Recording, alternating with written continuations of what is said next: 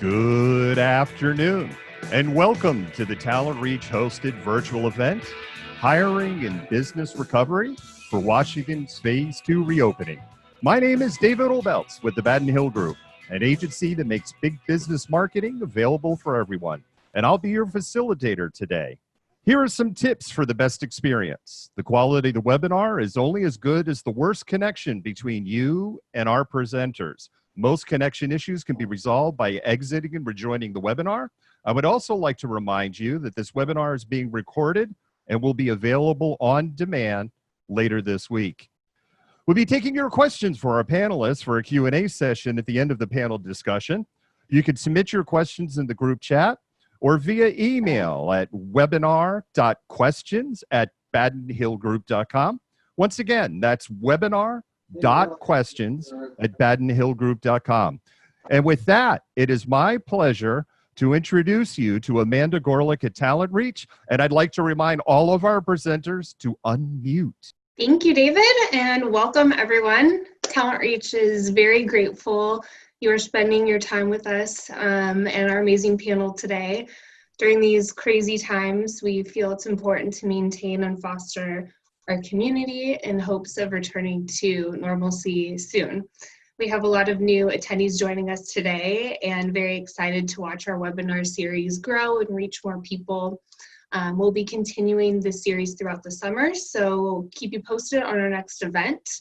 If you're not familiar with TalentReach, we're a local recruiting firm dedicated to finding talent in the technology and sales spaces, and today we'll be discussing topics that apply to everyone as we progress into phase 2 of this pandemic. I hope everyone enjoys the content and would love to hear your feedback. We'll be sending out a follow-up after, so keep an eye out for that, and feel free to reach out as well on LinkedIn and whatnot. With that being said, I will kick it off to Jen Mueller, our moderator for the event. She is has an amazing connection to the community through her own business, Talk Sporty to Me, a professional communication development company, as well as her engagements with the local sports teams. With that being said, the floor is yours, Jen. Well, thank you, Amanda. I am thrilled to be part of a conversation and to be part of this webinar series. Our discussion today will take place over about 45 minutes with the panelists, and then we will open it up to questions from the audience. Our panelists will reveal these things, their thoughts on the economic recovery for Washington State and available resources to support phase 1.5 and phase 2 for businesses reopening. We'll talk about what the interviewing and hiring process looks like for them as we start phase 1.5 and then move into phase 2. We'll also discuss how regional businesses are planning to move forward in the COVID-19 area and maintain employee morale and best practices for recruiters and candidates to create partnerships in the current recruiting environment. Before we jump into today's conversation, let's take a minute to officially introduce you to the faces and voices that you will be hearing from today. Here's what we're going to do. Panelists, I'm going to read a short bio for each one of you and then come back to this question so we can get to know each other just a little bit better. The question I want you to think about is, what's the snack you've indulged in a little too much while working from home? We'll get back to that in just a second. But first, let me introduce you to Shannon Anderson. She is the talent director at Madrona Venture Group. She partners with founders to get their recruiting machines right from day one. Her team builds talented communities of entrepreneurs and 10X performers. Shannon's career as a talent acquisition operator and investor spans more than 30 years. Henry Hippely joins our panel from Convoy, where he is the technical recruiting manager. He has spent the last 9 years recruiting for high-growth companies in Seattle, and in his role at Convoy, Henry helps grow the engineering, product, and data science teams. Over 3 years, he has seen the company scale from less than 50 employees to over 1,000. Ben Norman joins us, the Director of Recruiting at Apptio, a global talent acquisition leader with a focus on operational excellence and delivering results. His experience includes 8 years of recruiting leadership experience in finance and 8 years in enterprise B2B SaaS. We should also say welcome to the Pacific Northwest, Ben. You will fit right in as an outdoors enthusiast, sailor, and dog lover. Jen Stoural joins us from Smartsheet, where she has spent the last 4 years as Director of Global Talent Acquisition. She is a champion for personal and professional development that optimizes organizational goals and initiatives while understanding that background, motivations, and work styles are unique. I particularly enjoy the phrase in her bio that says, "I am restorative and a maximizer of talent." Chris Green is our final panelist today. Since 2015, Chris has served as the Assistant Director for the Office of Economic Development and Competitiveness, which includes the International Trade, Business Recruitment, Retention, and Rural Economic Development units. His background includes work in government relations, time spent on the staff of several elected officials. Now, Chris is going to be a very specific involvement and part of this conversation today. He's going to provide facts around where we're at in the process, the state's response, and what happens next. But now that you know who our panelists are, I need to get back to figure out if they snack on the same things that I do and you do. Shannon, why don't you start us off? What have you snacked on a little too much at home? I've got props here, popcorn and Red Bull. These things give me wings. Woo-hoo! Henry, how about you? Ben, you're on deck, but Henry, you're up. Yeah, so I've been trying to stay to a 3-meal-a-day thing, but obviously that's pretty difficult when the kitchen's right outside the door. So my go-to is the chocolate-covered almonds from Trader Joe's. I've been eating a few too many of those. I think that's both healthy and rewarding and satisfying, if you were to ask me. Ben, how about you? Yeah, I think my weakness is red hot chips. You know, the corn tortilla chips, it's kind of spicy. I've had to ration them and make the move to baby carrots, which are also crunchy. I find that the crunch is really what does it for me. So baby steps, I guess, right? I'm inspired. I'm definitely inspired. Jen, you're up, and then Chris, you're going to wrap this one up. So I followed Shannon's lead, and I have props as well. And mine are around the kind of day I'm having. So if I'm having a namaste kind of day, I go with some strawberries. But really the last couple of months, I've been going with these guys, which is like Sour Patch Kids for adults. So that's where I'm at. I can totally understand that. I like that you've given yourself leeway there. Right. Chris, how about you? Yeah, the one I overindulge for sure is LaCroix. I go through like a case every other day. Now that's probably cheating because that's not a guilty pleasure really. So the guilty pleasure is potato chips. If there's a bag near me, it usually disappears short order. So that's what it is. I was going to say, way to make me feel guilty for not putting water down is the thing I'm consuming too much of these days, Chris. All right, now that you've known a little bit more about the panelists, I think it's time to get into the big topics at hand. And certainly we are in a phase of transitioning. And Chris, I want you to start this conversation so that we are all on the same page when it comes to where we're at, next steps, and metrics that are being used to guide these decisions. So where are we at in this process, and what markers and metrics are being used to determine when more businesses can reopen?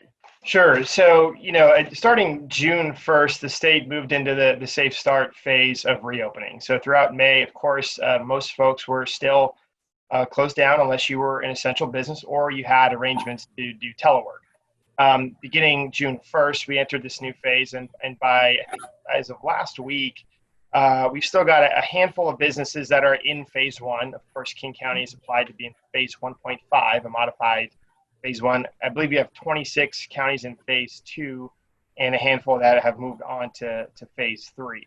So there's kind of a two-step process for how it is evaluated and determined when a county can advance to the next phase. But one of the most important and the first step in that process is it has to be activated or has to be initiated by the county. So the county health department with the county executive must apply and say to the state Department of Health, we think we want to move to the next phase, here's why. And it depends on what the county's individual priorities are. And some counties have different sort of metrics for what they think is how they want to develop or what they want to propose to the state. From a state level, what we are going to look at with the Department of Health are a few metrics. One of those is how many recent infections have there been? So have there been more than 25 infections in the last 3 weeks per 100,000 residents in that county? And there are a few other metrics that the state will also look at. I think the state's approach is going to be to work with the county and try to figure out if there's some way to add some flexibility and look at all the other extenuating circumstances that may make sense to have that county move to the next phase. But really critically important, though, in this step is every county has an ability on its own to decide if they want to even apply to move to that next phase.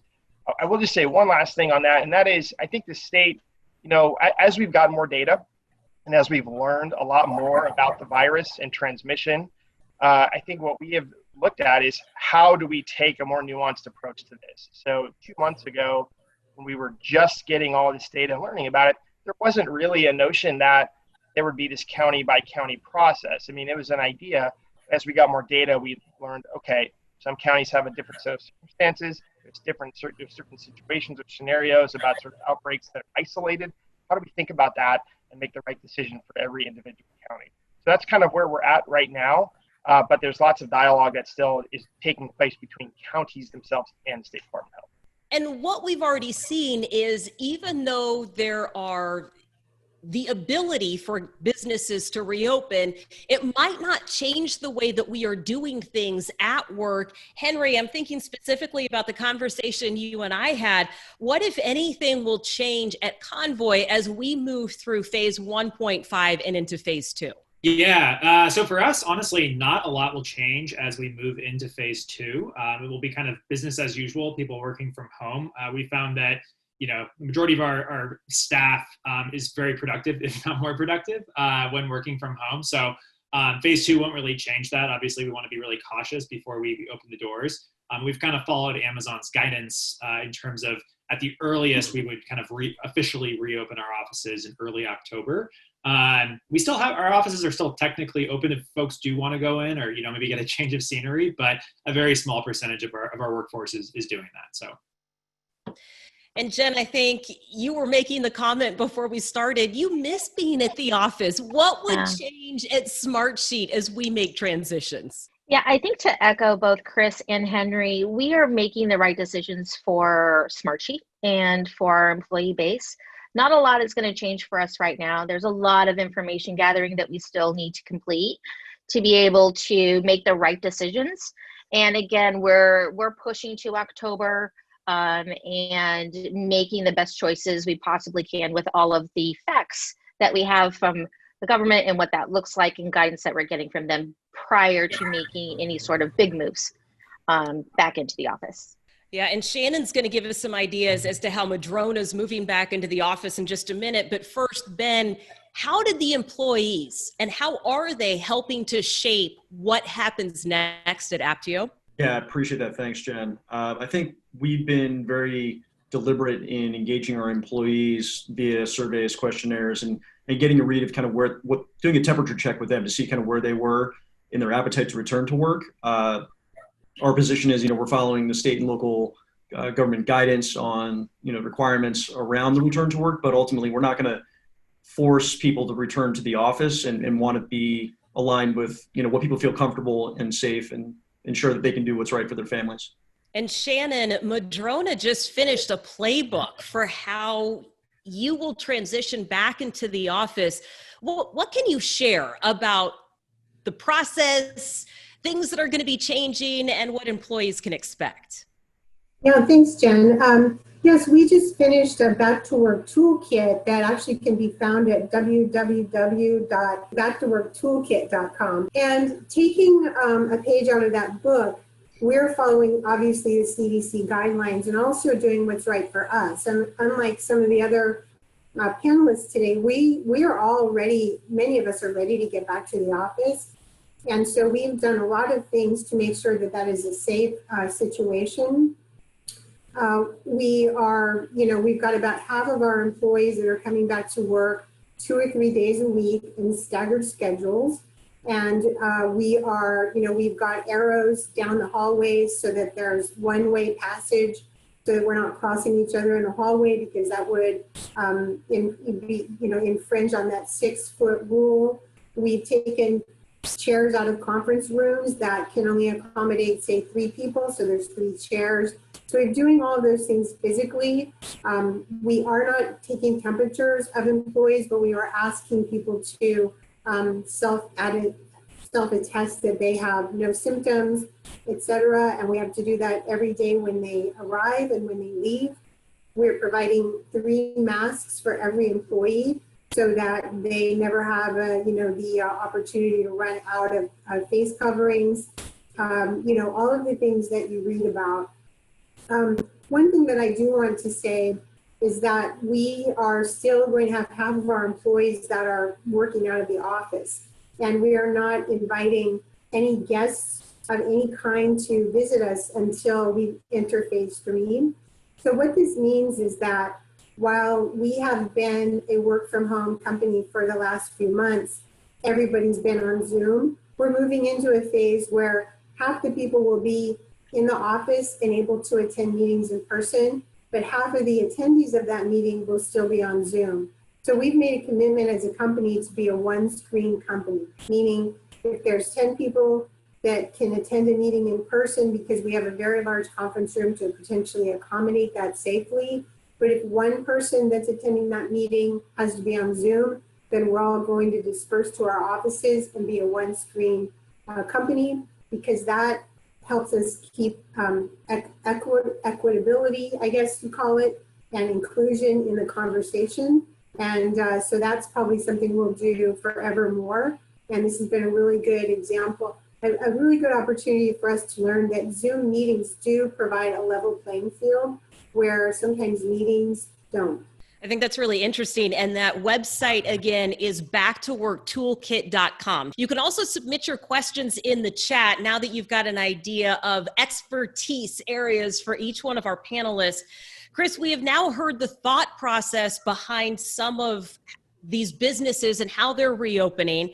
What else can you share? And you shared metrics, but what else about the state's process for allowing more and more activity can you divulge? Yeah, it's going to be, the dialogue is going to have to continue. And so I think we're engaging with the business community, all over the state. We're working on how, some of the things we want to do, or try to identify ways where some of the delivery of some of the state resources and programs that, like, my team delivers around economic development and for small businesses, how can we change the delivery of those to make sure that activity still happens?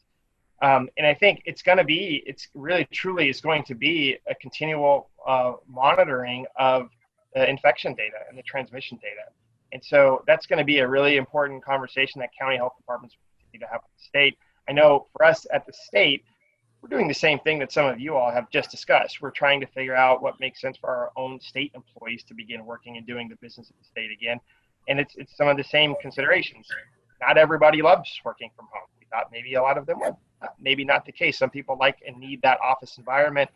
But also the work that we do, and my team does specifically with our international trade engagements, how do we begin to do those things again? Because there's a whole other host of factors for international work. So we've all modified a little bit. I don't think that we're going to fully be able to just continue sort of the Zoom or telework format forever. So we'll begin to re-engage and talk about the same things you all did about in-workplace safety, so we can begin to sort of reintegrate that back to part of our work pattern. Before I jump to the interview process and what changes or doesn't change with Jen, I do want to follow that up, Chris, with what is the responsibility of the state to help businesses as they reopen? For example, how do you supply PPE to businesses? Yeah, it is a really, really important question. And some folks may know this, but when this pandemic first started, the state's primary motivation in terms of trying to procure PPE and build a supply was, of course, for Tier 1 healthcare workers. It had to be the priority, and that still is a priority. As we move into sort of this next phase of reopening and recovery, there are also some other considerations that we're trying to accommodate, and some of those are, one of those is for the lowest income folks in our state, so folks that are below 200% of the poverty level. critically important that we make sure they have access to some supplies.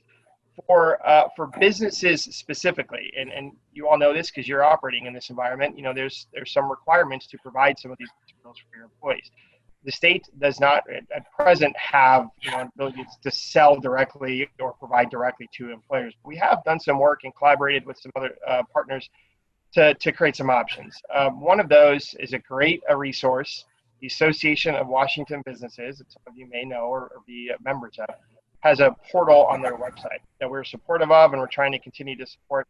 But on that website, you can find, it's basically like a Craigslist or an exchange to find resources or find suppliers of specific PPE products. So we've created that. We've helped AWB created that. We're supporting that. But then you can find masks or gowns or gloves or hand sanitizer that may be produced locally. What the state has done to try to support that marketplace is work with companies and manufacturers inside the state to help them shift their production, maybe retool, and produce some of those things. So we've worked with, I think, over 500 companies so far. Some of them are now producing face shields. They're producing masks, and N95 masks, in fact, and lots of hand sanitizer work that we've done with distilleries. So our solution really there has been like, how do we create the marketplace? How do we get access to companies?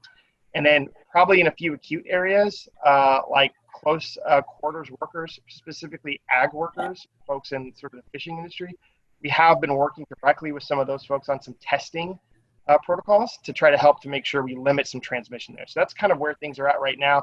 The good news is, if you go on Amazon or you go to this AWB portal, you can find a lot of stuff that's out there in the marketplace now. But I want to continue that dialogue with companies. If folks identify a really glaring need, we want to know about that so we can see how we can remedy it. Thanks, Chris. That's really great information. We'll make sure that all of the attendees have the link to get to that portal so that they can access all that information. And I know that a lot of the attendees on today's session are recruiters, and they're trying to figure out what the process looks like in phase 2. Jen, why is it important for you at Smartsheet to keep the recruiting and interview process the same? So for us, and I think everyone on this panel, best in class candidate experience is our priority. And with what's happening with our environment and what's going on right now, the over communication and the care of the candidate is paramount. So when this first happened and we had locations in Boston and in the UK and Australia, our first thought was creating a level playing field for our candidate base. And by doing that, we moved all of our candidates and all of our interviews to remote. We wanted to do that to eliminate any sort of unconscious bias that may present itself with different circumstances that come across. There are certain areas within organizations that, well, you'll have a hiring manager that wants to see that initiative and they're coming in and regardless of the situation, they showed up. Well, that's not the environment that we want to create. We want to create the same experience for all of our candidates, a safe and secure experience for them, and make it consistent across the board. What's going on right now in their home life and where they're at with their families doesn't have anything to do with the job in which we're hiring for. So we want to eliminate that piece. So our first step was to create this consistent and unique environment for all of our candidates and make sure that they were cared for. Henry, you said something similar when we were chatting. Why hasn't the interview process changed much from the in-person process you used to have? Yeah, good question. I echo a lot of what Jen just said. It's kind of twofold. One, like we trust our interviewers. They've been very well trained, and we trust them to get a similar, not better signal via Zoom in the interviews as they would in person. So we trust that side of the house. And then to what Jen said as well, like we want to create a standardized candidate experience. So it's not really fair to candidates to have to go through a longer, more extensive process for a similar position that somebody would have gotten previously had they interviewed in person, or once the pandemic's over if they interview in person. So that's really important to us. And technology obviously has helped us a ton with regards to Zoom meetings on the tech side of the house. In terms of collaborative programming, coding software, things like that have really helped us do that. And, I don't know if that's something we could have done, 5-10 years ago, but, today it's been relatively seamless. Ben, we'll get to you in just a minute after a candidate lands that job. But Shannon, you mentioned Zoom and how it levels the playing field. But I think one of your big takeaways from the last couple of months is the need to introduce Zoom at a very specific point in the interview process. What is that? Yeah, I think we really need to be careful when we think we're minimizing bias or leveling the playing field using Zoom when we might actually be introducing bias. Now, I have always defaulted to doing a phone call first with candidates because it helps me manage my personal biases by removing that second dimension of vision. It's also way more efficient. But here's a very quick story. I talked to a candidate recently on Zoom as the first interaction. Now all of a sudden I know more about this candidate than I need to know to evaluate whether they are able to perform the duties of the job. I know that they have a family. I know what the house looks like. I know that they're married to a same-sex partner who came in and brought them a little snack during the interview. I could see this person was in a wheelchair, and now I'll know other things about this person in a different maybe a different person. I know if they're black, brown, white. I know if they have gray hair. I know if they look very young for their age, or they look, this or that. It's not fair. And so I think Zoom introduces these factors where a phone call can really minimize. And Jen, to that point, when you start talking about having Zoom calls, right? We cannot treat these as though they are the same as a phone call or that in-person experience. What are some of the best practices that you have learned in the last couple of months? For the candidate side and for internally. So on the candidate side, it's really important to understand that you're not going to see the body language of the individuals in which you are booking these interviews for. So you have your interviewer and then you have your candidate. They're going back to back. So you're not going to book 6 straight hours for the candidate on Zoom. You need to pull in your breaks. You need to pull it, do some check-ins. Our recruiters are continuously checking in with the candidates via email or via chat in between to see if there's anything else that they need or if they need a break. They need to eat. They might need to let the dog out. There are things that we haven't considered previously that we would understand in person that we're taking extra care and consideration for now. Yeah, candidates are humans, right? And it's important to remember that human element and that human aspect. And Ben, I promised we would get to you on after that lands that job. What have you seen? What has changed in the frequency and the amount of communication with a new hire before, during, I should say just before and during that onboarding process? Sure. Thank you. Appreciate the question. Some things have changed, some things have not changed for us, right? So we have a globally distributed team. So all the processes from an onboarding perspective have always been with that in mind. And we've had teams that, even within individual teams, whether it's engineering or sales or what have you, that have been distributed. So we've had to solve for that by largely using Zoom or other video tools to facilitate onboarding and collaboration prior to this happening. I think if anything, this COVID accelerated some of the change, but it was already in place. So the changes really haven't been radical. Onboarding certainly is now all remote. So we're starting every employee remotely, which is a big shift from an experience standpoint. And to that point, we've gone an extra mile to really be considerate of, well, what is that experience for the new employee, making sure that they have all of the resources and support and regular cadences with their new team and their new managers, and from recruiting, driving some of that engagement, from an HR perspective, driving some of that engagement with more regular cadence that would otherwise be maybe second nature if they were in the office with their new team. A lot of the resources and onboarding tools that we were using were already digital, so the delivery method really hasn't changed very much. But I think just changing the behavior and being mindful of the folks who would have been in office now onboarding in a way that's very similar to the people that we have who are remote employees globally. Yeah, and I want to follow up with you on maintaining that culture and that morale that you have cultivated over the years in person and now have to do in a virtual setting. I do want to let everybody know who's watching, we're about 15 minutes away from audience Q&A. So I'll finish up the questions I've got here for the panelists. If you have questions that did not get submitted via email, you can do so in the chat. We will try to answer as many questions as possible when we get to that point of our program today. Ben, following up with you, and then Henry, what role does communication play in maintaining company culture and employee morale? I'd love to say it's everything. It's critical. I think, especially in today's environment, people want transparency. They want to be communicated with clearly. They want to be heard, listened to.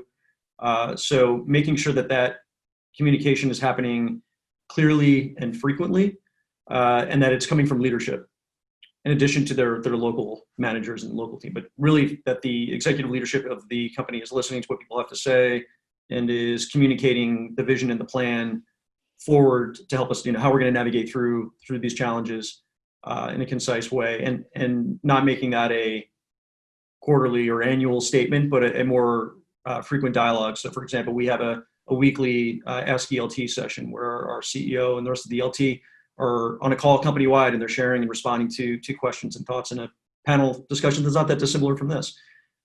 And the response that we've gotten back from our employees with surveys and engagement around that has been extremely positive. So I think people are appreciative of that opportunity to be heard and obviously to hear that level of communication. And Henry, there is a fine line that people are walking where, communication is great, but over-communicating can lose its effectiveness. What does this phrase mean? You mentioned this to me earlier. Some is good, too much is bad. What do you mean by that when you talk about communication? Yeah, so, I think this varies a lot from company to company and honestly from team to team as well. So you kind of have to figure out what works best for your company or your team. But there's been a lot of talk recently about Zoom fatigue, right? If you're spending 100% of your time on video, on the camera, talking to other people, that's really draining. And I think we've all probably experienced that at some point over the last 3 months. So being comfortable enough to say hey, can this be an email or can this be a phone call? I want to go for a walk. Can I chat on the phone? Right? I don't know if having, a happy hour every day at 4 with your team is necessarily the best thing in the world. Maybe one a week is appropriate. So I think there's a balance there that you really have to strike, and, doing employee engagement surveys and things like that, especially during this unprecedented time, really helps to get candid and honest feedback from your team about hey, I like this, I don't like this, or I'd like more of this type of communication is really helpful. And, to Ben's point, doing it in a lot of different ways I think is probably the best way to do it. I know that Jen is big on those one-on-one walk and talks. We'll get to her in just a minute, but Shannon first. Zoom is great for face-to-face communication, but it doesn't necessarily solve the problem of maintaining employee morale. What's missing that we need to make sure we're solving for? Yeah, I think a lot of people have overdone Zoom meetings, with good intentions, but I find that the biggest bang for my buck is kind of using Zoom or Teams in the moment to kind of pop into someone's home office, say, hey, I've got a quick question, just like I would in person, especially if the question is related to a time-sensitive project or something that is better suited to face-to-face. I think that's way more effective than kind of creating these Zoom, kind of encounters. But to a larger point, people crave having purpose, and they need to be given an opportunity to do really heroic work. And, getting together on Zoom and doing happy hours isn't the way to do that. The question is, how do you get people engaged to do really important work? And what I do is I ask myself, what problems are we trying to solve right now in our company? And what role can each person play in getting there better and faster? And, finding opportunities in this current situation where people can do really heroic work. We don't need to monitor them. We don't need to surveil them. We just need to give them something important to do and let them nail it. So during the Q&A, I'm happy to give some more examples how we've done this at Madrona, and so we can talk about that during the Q&A. I think that's great. Chris, I also want to put you on the spot and in the on deck circle. You're coming up next after Jen, because we haven't heard from you in a little bit. But Jen, what have you learned about that employee morale engagement piece, and how do you carry that out virtually? Yeah. With everyone else here, the Zoom vortex is real, and being on camera, and Jen, you and I talked about this a little bit, like I don't want to see my face all day. I want to be able to do my work. I don't want to necessarily be on camera all day. And giving each other the out, like Henry had said, is like, this could be a phone call. One of the things that I've loved and I've been doing weekly is having just walking one-on-ones, like laptops down, out in the fresh air, and getting together with like real life people and having those walking one-on-ones. One of the leaders on the talent team, Katie Wilbur, brought this to our group. And when we have an all team meeting, the idea was her seeing red mics all day. And we had a group of 21 folks, and it was no red mics. And this comes from this place of being real and being human and having empathy for where you are in this space. And we wanted to be able to connect with them. And we don't care if your 150-pound dog is at your feet and snoring, or your dog like Ben had yesterday jumping up behind him and saying hello, or the kids jumping on the lap. Like, that's connecting and being real and human with what we're dealing with right now. So the no red mics and the walking one-on-ones have been super beneficial for us. Yeah, I think that that's great to encourage people. Again, it goes back to we're all human, and it's important that we allow the grace and the space to demonstrate that in a lot of different ways. We've also seen businesses pivot in a lot of different ways. We know that there's some good things that are going to come out of this time because we've been forced to reinvent and rethink about the way we do things. And having said that, the future is uncertain. We're going into the last round of questions for the panelists before we get some key takeaways and open it up for Q&A. So Chris, this is a tough one, and I know this, but I have every faith that you can handle it. I know that you cannot predict what happens in the future, but what happens if the plan to reopen businesses doesn't work and there becomes a reason to pull back again? And I'm thinking about this from 2 points of view. One is from companies who have been able to successfully pivot to work from home, and it's a little bit less of a concern for them, versus other businesses, maybe smaller businesses, that don't always agree with the state's approach to how this has been handled. Yeah, I think it's a really important question. And by the way, I appreciate the baseball reference earlier. That helps align my thinking. Later, I'll ask you a similarly tough question, and that is, would Ken Griffey Jr. have hit 62 home runs in 1994? Yes, that's an easy question. Yes. Okay. So I think that, so there's a couple of ways to think about this. I think the state's going to have, it is incumbent upon the states to do the responsible thing and continue to watch how this infection plays out. What's really great though about where we're at now versus where we were, 3 or 4 months ago, is we're starting to build data, start to understand what does that look like? How does this pandemic continue to move forward? We know it's going to be with us, but we're now getting data to understand how pervasive is it when we do social distancing? When we sort of have adopted some new norms, the handshake has gone away. I don't know if it's going to come back. We've stayed, just in our family units. Even when we go out, you notice this when you go out, people kind of stay clumped together. We're wearing masks outside. We're going to be wearing masks in a workplace. So the point is, we're going to be able to understand a little bit better, can we combat this thing and can we fight it and try to kind of put it to bed with some new behavior. So that's going to be really helpful. And the more that we all get to do that, the more that we all try to do that, follow the rules and comply, that's going to help us in the long run, because of course the state's going to continue to look at data. It's going to look at transmission. It's going to assess risk and risk with specific populations. So we hope that there is not a need to go backwards in time, to revert back to an earlier phase. But it's going to be a question of sort of, what's the best thing, what's the best interest for the health and safety of citizens. That's going to be the number one thing. When it comes to, we know that there is significant frustration in the economy. I know that. We work with businesses every day. And I know, there's lots of folks in the tech industry, thankfully, that have been able to weather that better than some other industries. There's some other industries that really could not work.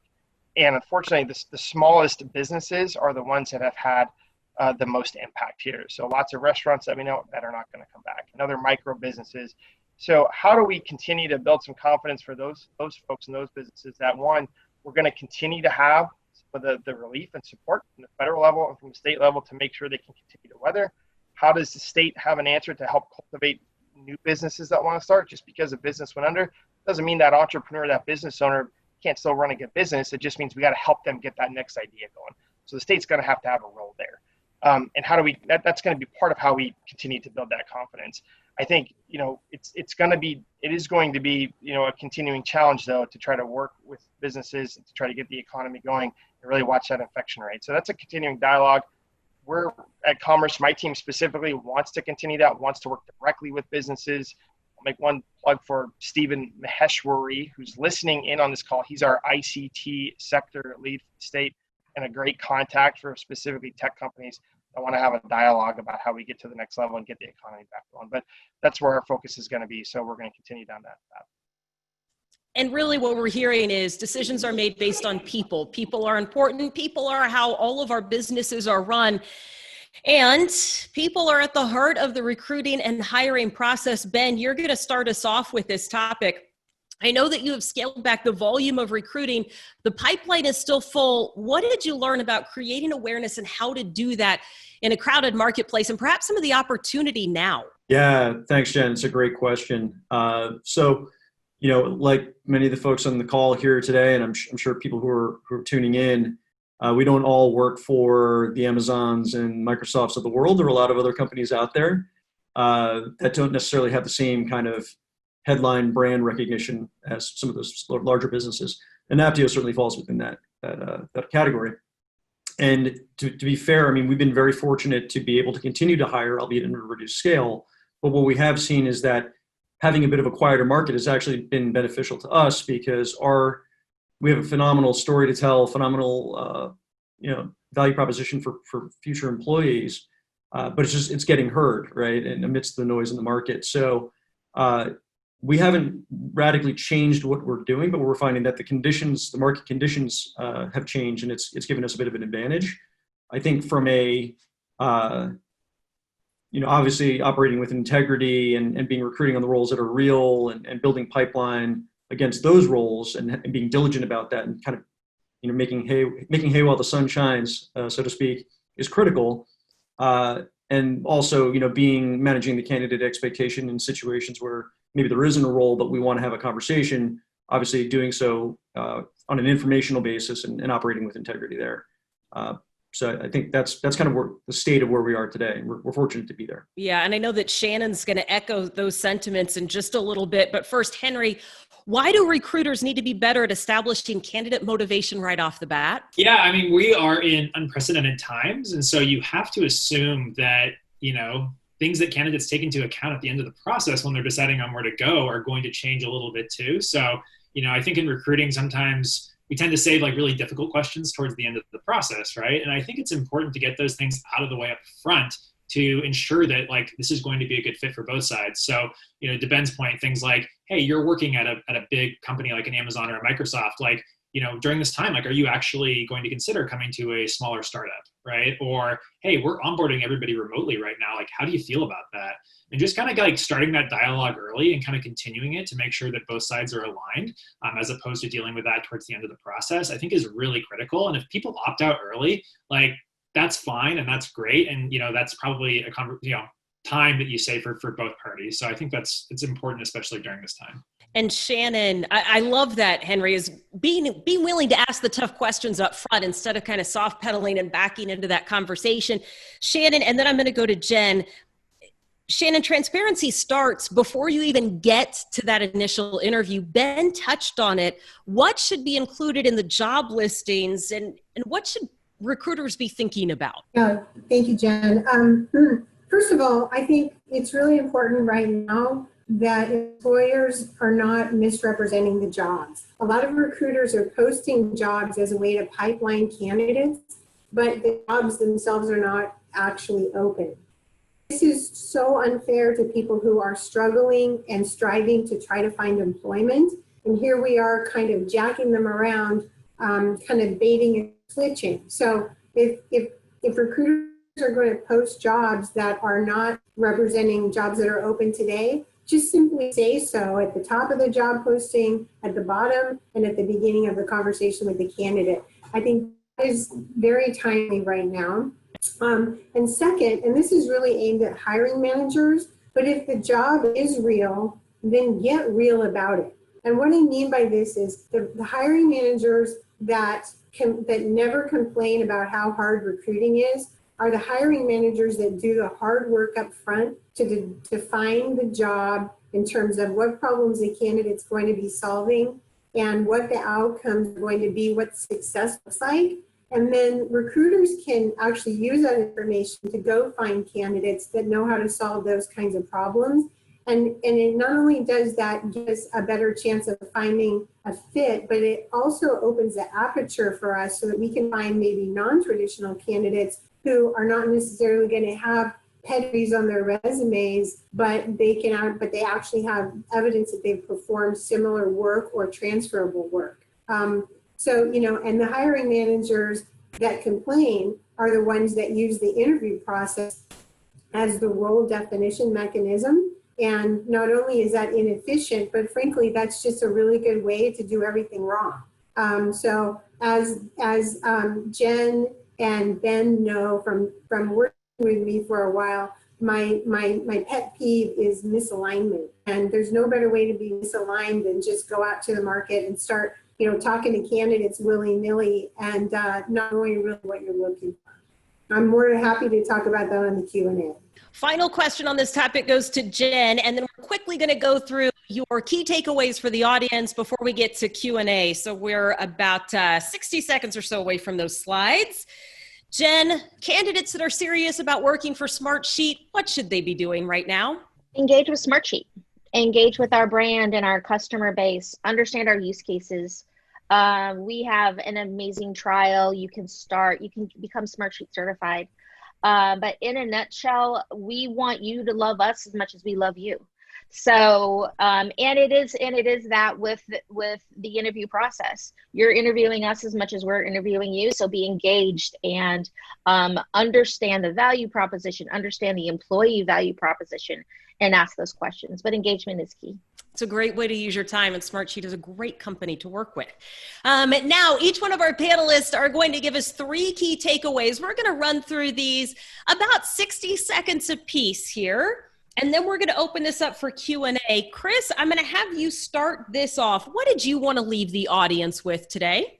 Some of this, but we can control. We can help make sure that we don't have to go back to a previous phase, and it starts with everybody having some individual responsibility and thinking of our neighbors and thinking of the loved ones in our family to make sure they're safe. So social distancing matters, and following those kind of guidelines are going to be really important. It's going to help our economy stay alive.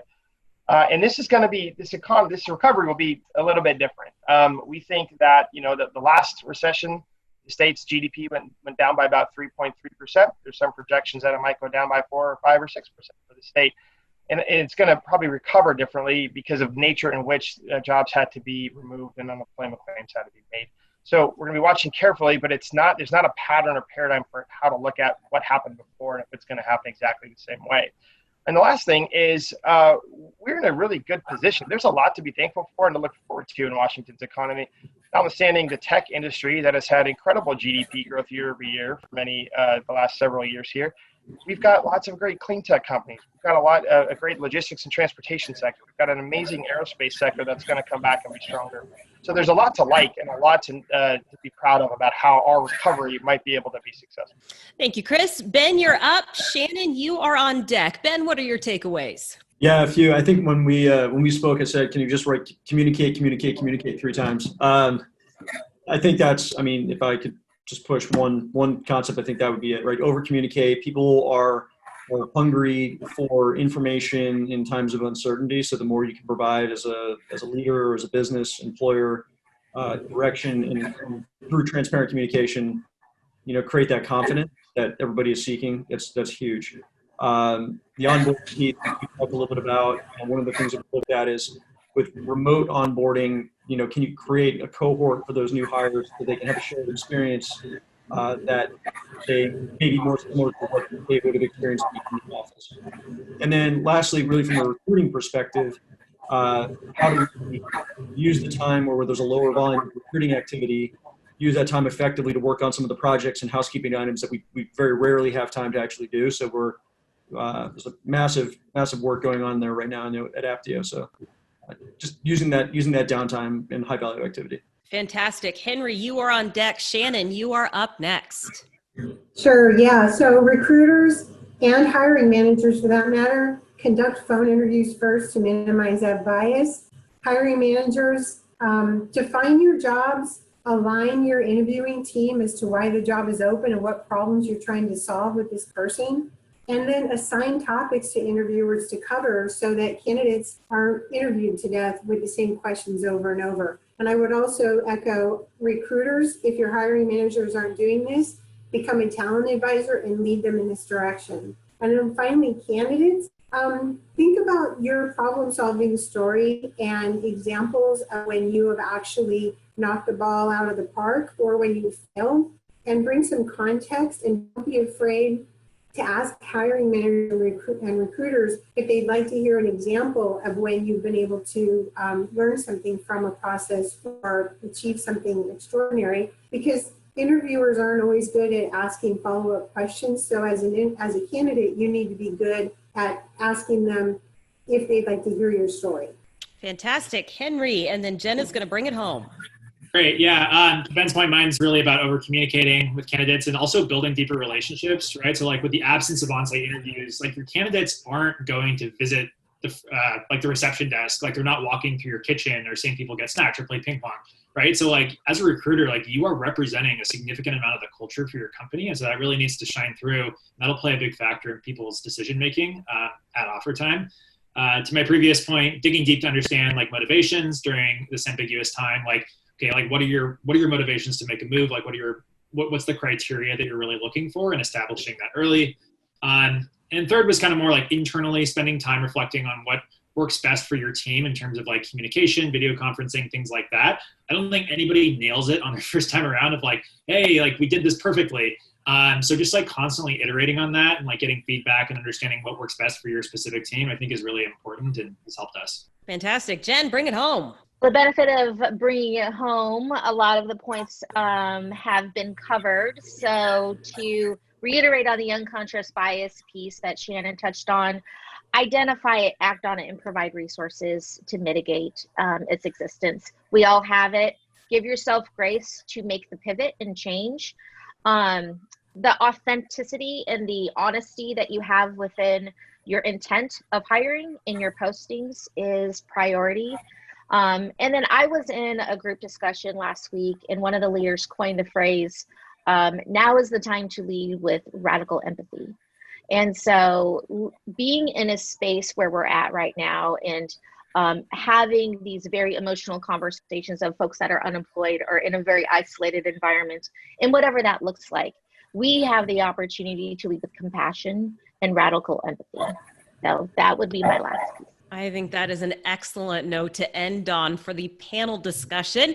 And now we're going to open it up to some questions. David is going to help me out here a little bit. David, Hello. What do we got? Yeah, we've got some questions that came in from email. And our first question is for Chris. If I have questions about resources or something really specific for my business, where can I get more information, or how can I contact Chris directly? Sure. If anybody has a specific question, if it's about a regulation or guidance, we know there was some new guidance provided by Labor and Industries recently on facial coverings. It's okay to reach out to us directly. I have some folks that we can make sure to get you an answer.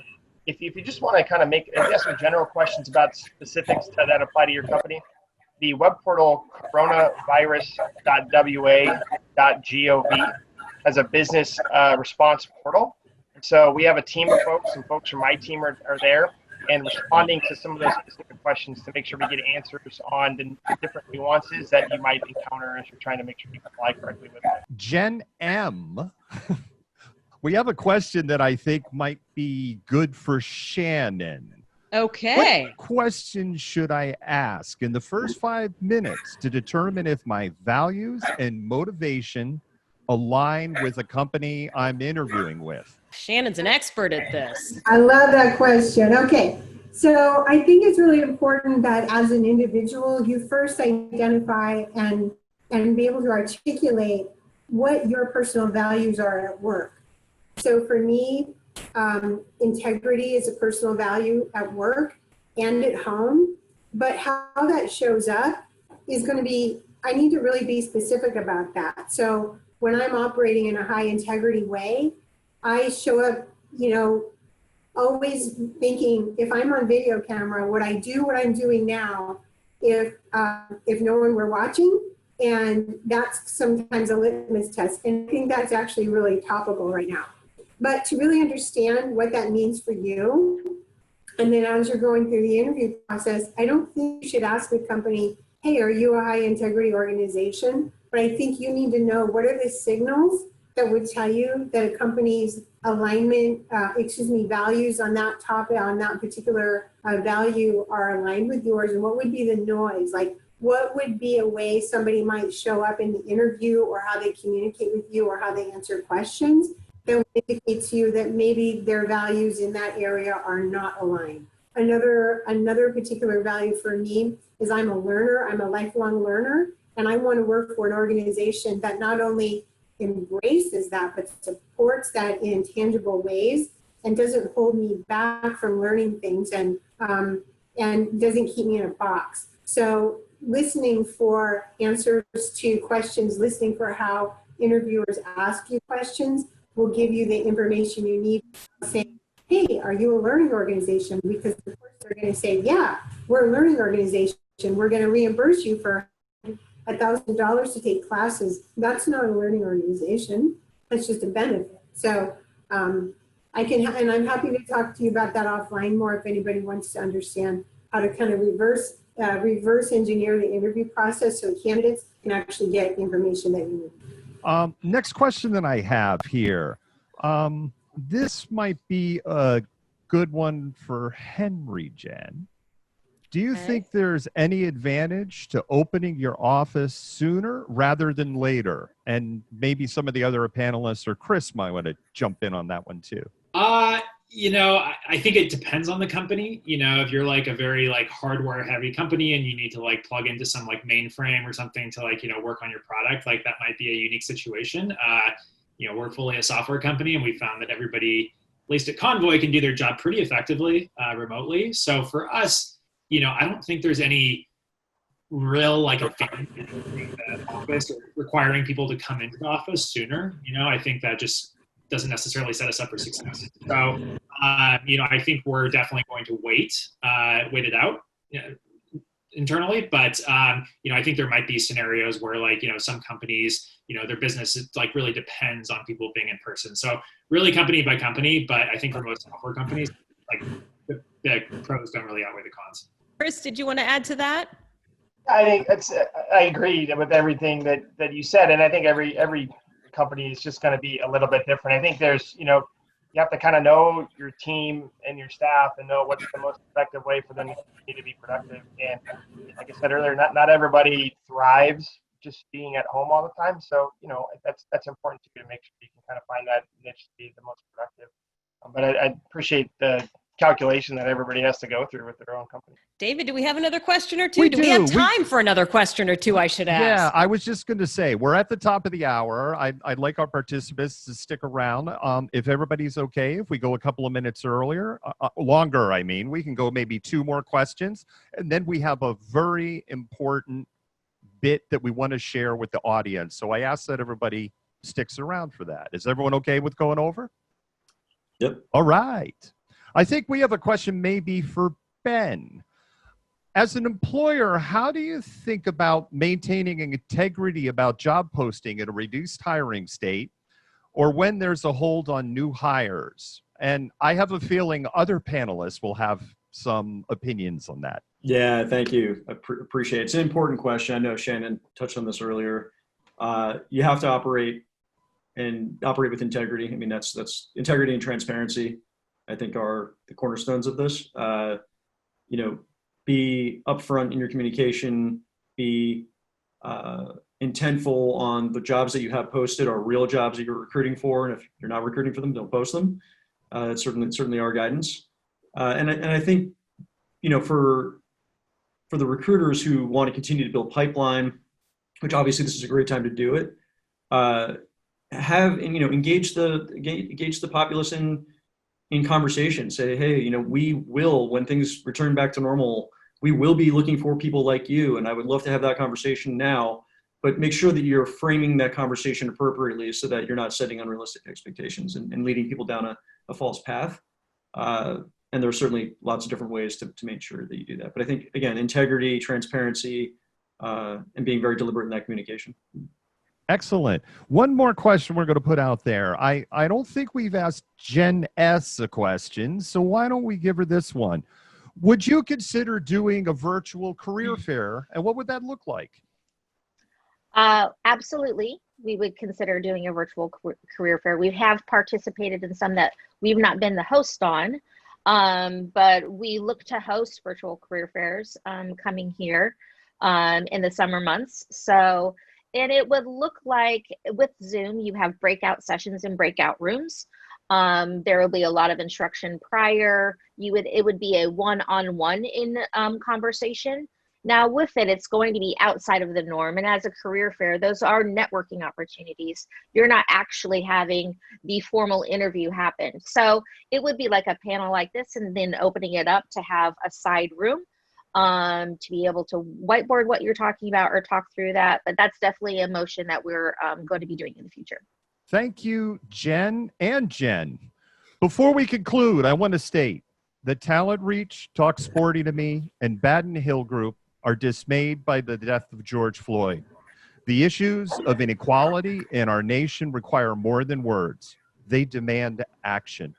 I hope you'll be joining us in taking this first small step. The NAACP Legal Defense and Education Fund is America's premier legal organization fighting for racial justice. Through litigation, advocacy, and public education, LDF seeks structured changes to expand democracy, eliminate disparities, and achieve racial justice in a society that fills the promise of equality. During June, TalentReach will match your donation to the NAACP LDF up to a total of $2,500. TalentReach has always been committed to providing equal employment opportunities to the Black, persons of color, and minority candidates representative, the employees in our ranks, and will continue to be active advocates for equality. And Black Lives Matter. David, I'd like to say one thing in response to that. Madrona Venture Group has been lucky enough to partner with TalentReach, Jeff Sears, and the team over the last many months. And we have been very impressed with the diverse slates that they have provided to our portfolio companies on the roles that they've worked on. And they haven't done this in response to Black Lives Matter. They have always done this. Equally represented women, people of color, etc., sexual orientation, etc. So I'm proud to work with TalentReach and proud to call them a trusted partner. And I would echo that as a partner company that has worked with TalentReach. Their track record in this area is amazing. Ladies and gentlemen, I would like to thank everybody for your participation. The webinar will be available for on-demand replay later this week, and we'll be sending all registered entities with an email. I know also there was a person who's watching on Facebook. I'm sorry, I don't remember your name. I will be PMing you to get your email address so we can get you that link. Stay tuned for the next TalentReach hosted webinar in July. It was the Enter Phase 2. Like all of you, we hope to enter Phase 3 and 4 soon and look forward to doing this maybe in person in the future. This concludes our webinar, and thank you once again for joining us. Stay safe, everyone.